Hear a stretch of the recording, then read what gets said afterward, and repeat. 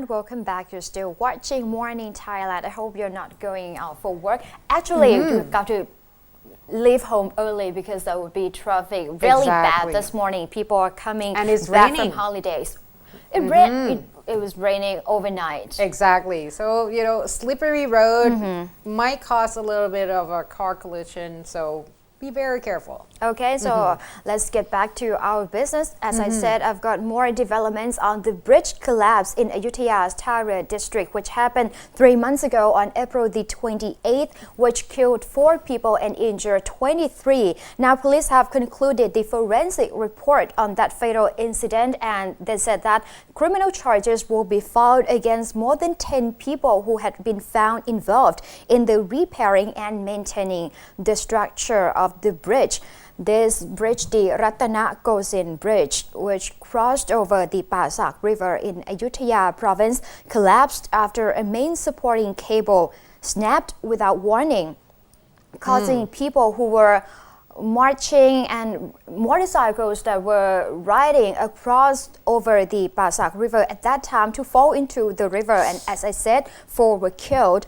And reports suggested that the bridge was unsafe after the repairs back in 2012. At that time, it was struck by a boat and the construction had been damaged. However, during the repairing, new cables had been installed. However, officers have found that these cables might be the substandard because they could only support 10 tons each. However, the blueprint and also the specifications of the bridges required cables that can carry up to 45 each.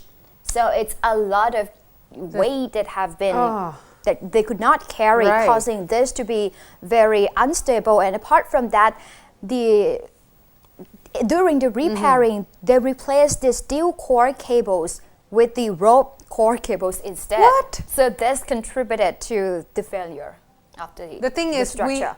this is something you could have prevented. And I don't think that the contractors put this into consideration that one day it could have been your families that have to use this bridge. So more than 10 people will be accused and charged will file in this case, including engineers, contractors, and officials in related agencies which have been found involved in the repairing and maintaining the structure of this bridge. Officers locals in the Ayutthaya Thara district said the investigation speed up very slowly because it took 3 months now. Right. Until they can conclude the investigation.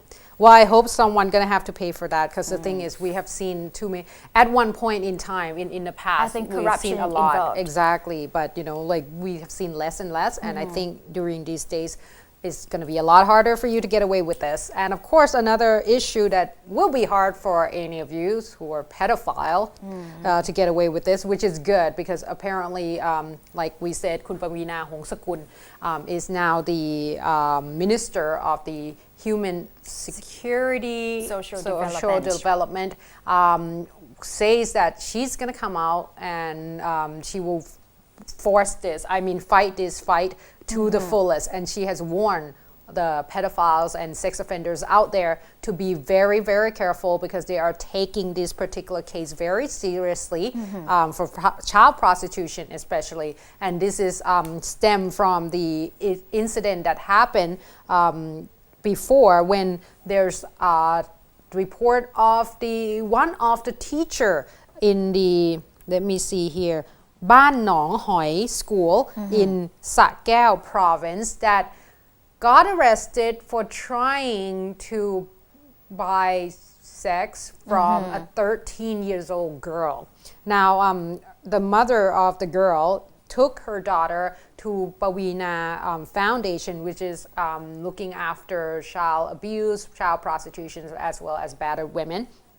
Now they say that at this point the police officers has calling Kun Suthep Somboonpong, who is a teacher in this particular case got arrested, saying that call him to come back for more questioning due to the fact that he got bailed already and he claimed apparently that he was blackmailed.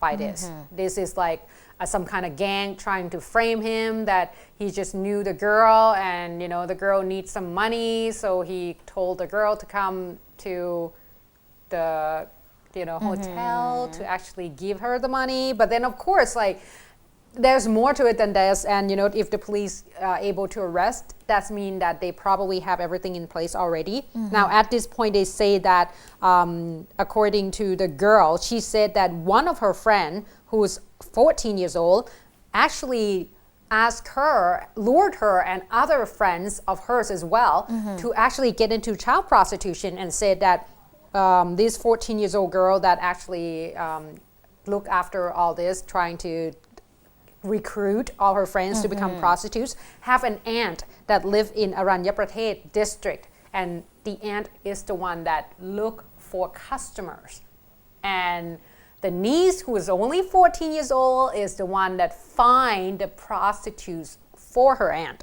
So at this point, Kumpavina said that she's going to make sure that the entire gang will actually I hope they face serious charges. I hope so too. So that's the updates on that, and of course Kun Suthep, they call him back in, and he's going to have to answer a lot of questions, not just claiming that he's framed. Right. Okay, very good thing. So now let's get back to our regular reports on the former scandalous monk. Actually, I wish I wouldn't have to report this news about him again, but this time it seems very interesting, because if you remember the picture of a man sleeping next to a woman, which they claim it was the picture of former Nen Kham monk, or now Kun Virapol Suphon. However, yesterday Kun Sukhum Wong Pradit, his follower, has come out and hold a presser in Nonthaburi province, brought with him Kun Suri Suphon, aged 31, this one who has already shaved his eyebrows and hair. He to show that he looks like his brother? He's the younger brother of Virapol, or former Nen Kham monk, and they would clarify the scandalous picture of a man sleeping next to a woman. There you go. There's a picture, and he admitted that he was the man in that picture, and the woman sleeping next to him was the woman who came out and accused Nen Kham monk of fathering her 11-year-old child, if you remember that. He admitted that he had breached monastic disciplines while in monkhood, and he was in the same temple as his brother, the Nen Kham monk. And he was the one, and he already apologized to the public and said he was sorry for what he had done, and the reason that he hadn't come out before because he had fear for himself. And this time he was sorry for his brother, Kun Virapol, who faced a lot of accusations and could not return home to prove his innocence. That's kind of convenience, isn't it? Right? Yeah, I'm sorry. I know we're not supposed to take side until prove innocent, but I am very sorry. But this just but as light as a feather. They look really similar. Right? Yeah, but the thing is, there's something fishy going on there. Like, the thing is, we're gonna report more about it. Yeah, it's too convenient, because like last time when the whole house thing, the abandoned house that was supposed to build for another woman, that was claimed to be misunderstood with him and his brother too. And to me personally, they don't look that similar. They just have round face, pretty much. I think that we should do like the whole DSI thing, or the CSI. I don't know what we're gonna do, but we can do like those facial identification. How many matches do we get before we can claim that? And the picture is just like blurry. Yeah. We could not identify if it's him, but he even shaved his head and eyebrows to make the point. To make it very similar. And he said that he's willing to undergo the DNA test with that 11-year-old child. However, I don't believe them. Okay. No one would believe them, however, even the DSI. Okay, well, if you wanted to actually do it, because the thing is, if you're a relative, it might match, there might be some, but if you're the father, it should show more. And the thing is good, I want to hear the truth. If he's not the father of this child, at least he have other cases that we could look at. I mean, money laundering and such. So, it's all good. Either or. And about the more updates on the case, the DSI said that they have contacted U.S. Embassy to speed up the procedure on revoking the visa in the United States of Virapol Sukhpol. They had contacted the Immigration and Customs Enforcement, the Homeland Security agencies in America, and requests have already been filed, and all they have to do is waiting because procedure might take time. And moreover, yesterday, officers have traveled to Ubon Ratchathani to talk to the locals who claim that he lives next door to a house where Prat Nen Kam had rented. Sometimes to party, to drink alcohol with his friend or followers, and sometimes they brought women. Followers. And that's nice. They would normally left early in the morning or at dawn. Maybe they do like discussion over, dharma or precept, like trying preaching. Yeah. They have to discuss the topic. Exactly. That's very good thing. However, she insists that she saw Nen Kam has once brought a mechanic to fix his Volvo, his white Volvo sedan, which is actually matched with another's testimony that he drove his Volvo car and killed a man in a road accident before. Right. He has a lot. That's the thing. Like, I don't mind at all. Like, if the brother ended up being the father of that 11-year-old boy, because, Kun Virapol has a long list of cases that we can get him with. Exactly. So it's fine. It's all good. His fellow said he would come back on the 31st of July, so we'll see. Yeah, we'll see. He kept postponing it, so who knows? It will be interesting to have him on the program, that's for sure. I don't think he's coming, though. Right. Let's take a look at another news. Of course, the update on this one will be coming back today. Yeah, these two will come back today, and these famous badminton players, not for a good cause, obviously, Kun Mani Pong Jongjit or Kun A, as well as Kun Art Badin Isara. Now, just to give you in a nutshell, Kun Badin is the one that got hit by the ear, and who also the same person in orange there. Same person who started to throw the punch first. And Kun Mani Pong is the person in yellow. And this obviously, once again, took place in the Yonex Canada Grand Prix 2013. Now, sad part is, it is so hard for the badminton players, for the men double, to actually be able to compete against each other if you come from the same country. Right. And this is like, they get to the point when we're tied. We're competing for the goal. And the thing is, either one who win would still be great for our country. And instead of actually just do that, they put their mark in the history as the two who chased each other around. Look at that, like throwing.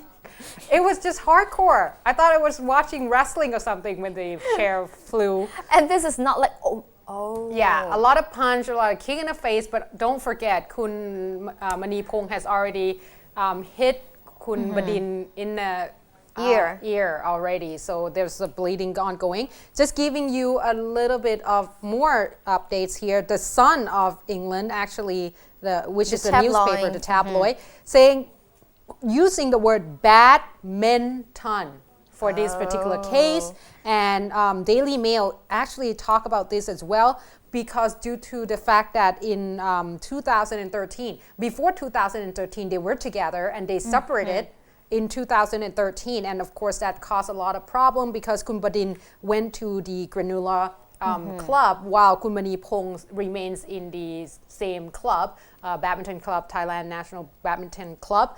So there's a lot of problem ongoing between the two. Kun Mani Pong apparently did a lot better pairing with Kun Nipit Pong, Puang Phua Phet or Kun Ton Nam. So it seems like Kun Badin, has been under a lot of pressure. So when they were actually playing, there's a lot of bad names calling, so on and so forth. And they say that the judge has already given, I'm not sure both of them or just Kun Badin, the black card, which is like the final card warning that, if there's any more, there will be a problem.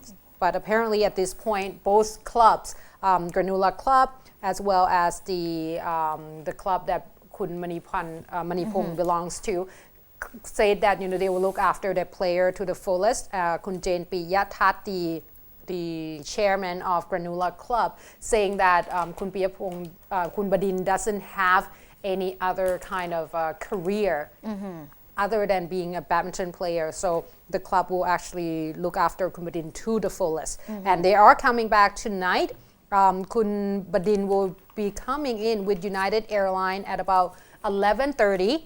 And Kun Mani Pong will coming in with Thai Airways at 11:40. They wouldn't be coming back together. No, they won't. So they only have 10 minutes left to actually 10 minutes apart to like being here. Unfortunately, I use all the time, so we're gonna have to go for a short break. Okay, sorry, good. Kun Phai. Of course, Kun Phai gonna talk a little bit about the white mask incident. Of course. So please stay tuned.